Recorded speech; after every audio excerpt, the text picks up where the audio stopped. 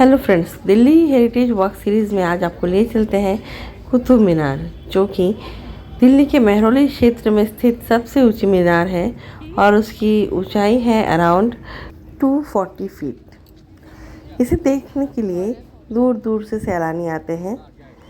जब आप एंटर करें तो आप ऑनलाइन टिकट बुकिंग कर सकते हैं स्कैनर के माध्यम से, या फिर ऑफलाइन टिकट खरीद भी सकते हैं। कुतुब मीनार में एक बहुत बड़ी फैसिलिटी ये है कि एकदम ऑपोजिट में बहुत अच्छी सुविधा है पार्किंग की। जैसे ही हम एंटर करते हैं कुतुब मीनार के कॉम्प्लेक्स में, तो हमें दिख जाता है नक्शा कुतुब मीनार का, जो हमें एक आइडिया प्रोवाइड करता है कि किस साइड में क्या है लोकेटेड।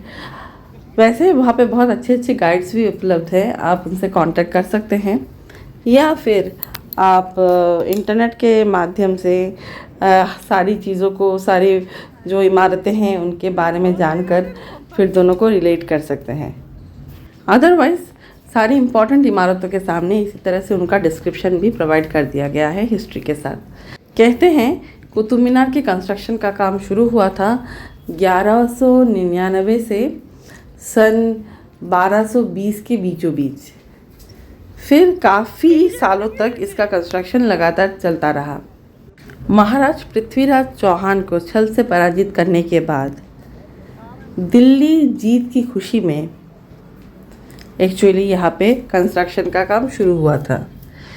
गुलाम वंश के सुल्तान कुतुबुद्दीन ऐबक ने यहाँ पे कुतुब मीनार का कंस्ट्रक्शन शुरू करवाया था।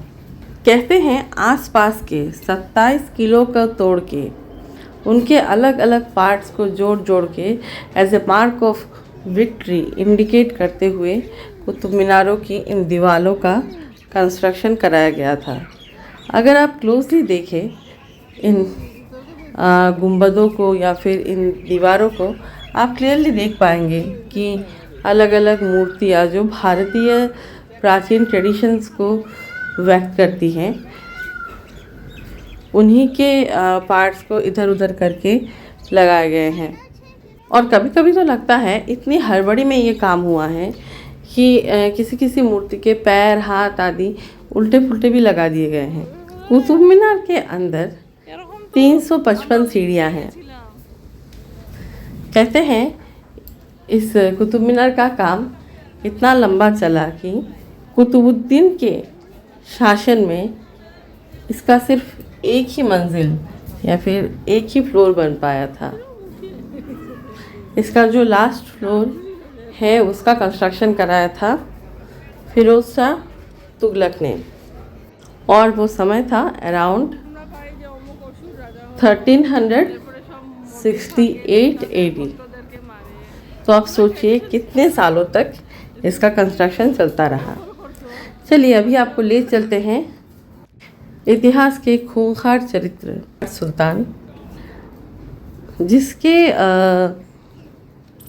बारे में ऑलमोस्ट सभी को पता है बिकॉज ऑफ रानी पद्मावती की कहानी। जी हाँ, ये अलाउद्दीन खिलजी का मकबरा है। ये वही अलाउद्दीन खिलजी हैं जिन्होंने चित्तौड़ पे हमला किया था रानी पद्मावती को पाने के लिए, और रानी ने जौहर किया था अपने सम्मान की रक्षा के लिए। रानी पद्मावती, राजा रतन सिंह और अलाउद्दीन खिलजी की ये कहानी हमें मिलती है मलिक मोहम्मद जायसी कृत कविता पद्मावत में, जो मलिक मोहम्मद जायसी ने लिखा था अवधी भाषा में, पर उन्होंने स्क्रिप्ट यूज़ किया था पर्शियन। चलिए अब आपको दिखाते हैं यहाँ का सबसे बड़ा मकबरा या टॉम्ब, इल्तुतमिश का टॉम्ब। बचपन में उनको बेच दिया गया था गजनवी में, और फिर कई लोगों के पास उन्होंने एस्लेव काम किया, फिर उनको कुतुबुद्दीन ऐबक ने ख़रीद लिया था। ऐसे वो दिल्ली में आए एंड अपने किस्मत के बल पे सुल्तान तक बने। उनकी बेटी रज़िया सुल्तान दिल्ली सल्तनत के इतिहास में पहली और इकलौती महिला सुल्तान हैं। चलिए अब आपको दिखाते हैं एक स्ट्रक्चर जो अलाउद्दीन खिलजी के घमंड को और उस घमंड के पूरा ना होने की कहानी सुनाता है। एक्चुअली अलाउद्दीन खिलजी ने सोचा था कुतुब मीनार से बड़ा मीनार बनाएगा, तो in that process he tried to construct it but failed. चलिए अब दिखाते हैं हमारे गर्व का एक बहुत बड़ा चिन्ह, लौह स्तंभ। ये 23 फीट 8 इंच ऊंचा पिलर जो है, इसका कंस्ट्रक्शन कराया था चंद्रगुप्त द्वितीय ने 300 से 400 शताब्दी के बीचों बीच। इसका रस्ट प्रूफ या जंग रोधक कॉम्पोजिशन जो है वो आज भी दुनिया भर के लोगों को चकित करता है। कहते हैं कि ये पहले लोकेटेड था उदयगिरी मध्य प्रदेश में। कहते हैं पांडवों के वंशज राजा अनंगपाल वहाँ से इस स्तंभ को लेके आ गए थे और यहाँ पे उन्होंने इसको स्थापित किया था, जो आज भी सैलानियों का, रिसर्चर्स का मुख्य आकर्षण बिंदु है। इतिहास के इन पन्नों को पलटने के बाद अब समय था वापस लौटने का।